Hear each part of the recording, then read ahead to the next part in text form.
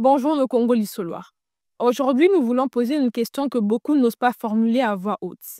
On nous dit depuis toujours que Jésus-Christ a versé son sang pour l'humanité. Acceptons qu'il existait, qu'il soit le Fils de Dieu d'Israël, qu'il soit mort sur une croix et que son sacrifice nous concerne. Acceptons même qu'il soit Dieu selon la Trinité. Mais qu'est-ce que cela signifie concrètement? Verser son sang pour nous, d'accord, mais avons-nous été consultés?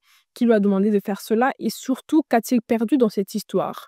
Car un sacrifice, c'est une perte. Alors qu'a-t-il réellement sacrifié pour nous, Africains? Il n'a pas perdu la vie pour de bon, car 3 jours plus tard, il était déjà de retour, serein dans le royaume céleste. Est-ce ça un sacrifice? Nous pensons qu'un vrai sacrifice aurait laissé des traces irréversibles, pas un retour triomphal. Quand on parle de sacrifice, on pense à des pertes profondes, irréversibles, à des souffrances réelles. Et ce retour glorieux après 3 jours, qu'est-ce que cela signifie vraiment pour nous, si ce n'est un symbole qui ne touche pas notre réalité? Et nous, Noirs africains, qu'avons-nous à voir dans tout ça? Avons-nous participé à sa mort? L'avons-nous crucifié? Non. Alors pourquoi portons-nous encore la culpabilité d'un crime que nous n'avons pas commis? Pourquoi passons-nous nos journées à demander pardon pour une faute étrangère à notre histoire? Il est temps de nous demander pourquoi nous restons attachés à une culpabilité collective qui n'est pas la nôtre. Pourquoi cette soumission à une histoire qui ne nous appartient pas? Pourquoi cette peur de nous libérer des chaînes invisibles qui nous lient encore à ce passé lointain? Pendant que nous prions, ceux qui nous ont asservis pendant 500 ans se moquent de notre foi. Ils ont évangélisé nos peuples avec les mains pleines de chaînes et les cœurs vides de compassion. Ils n'ont pas craint leur Jésus ni leur Dieu d'Israël pendant qu'ils nous dépouillaient. Alors demandons-nous, en quoi ce sacrifice nous concerne-t-il? Pourquoi continuer à honorer un Dieu étranger pendant que nous oublions nos ancêtres, notre spiritualité, nos traditions? Il est crucial de se rappeler que notre histoire est riche et profonde.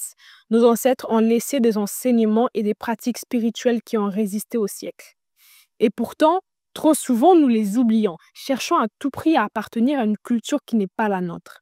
Même les Juifs et les Romains ont préféré Barabbas à Jésus. Peut-être avaient-ils leur raison. Ce Jésus, c'est celui qui insultait les rois, envoyait des démons sur les animaux, maudissait des villes et des figuiers, détruisait les étals des marchands et menaçait de raser le temple.